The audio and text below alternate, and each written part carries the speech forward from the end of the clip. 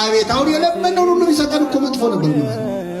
እዚህ መሃል ወላጆች አላችሁ ልጃችሁ ቤት ውስጥ እንደው አይጥ አስቸግሯችሁ የገዛችሁትን መርዝ ይዛችሁ ስትገቡ ይሄን መርዝ በዳቦ አድርጌ ካልበላው ቢል ትሰጡታላችሁ ወይ? ልጄ ለምን ጓጉቶ ይቀራል ይብላ እንጂ ትላላችሁ?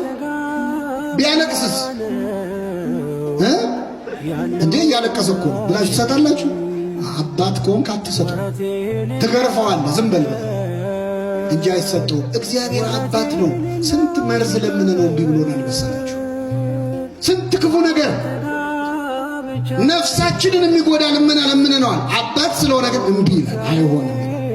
የእግዚአብሔር እምቢታ ከሌሎች ከሰዎች እሽታ ይሻላል። ቆይ ምን ላንተ ብሎ ነው? ምን ይጎልበታል? ሁሉን ቢሰጥ ለሱ ላንተው ብሎ ነው ወይ? ነገሩ ላንተ አይሆንም፣ አለዚህ አንተ ለነገሩ አትሆን።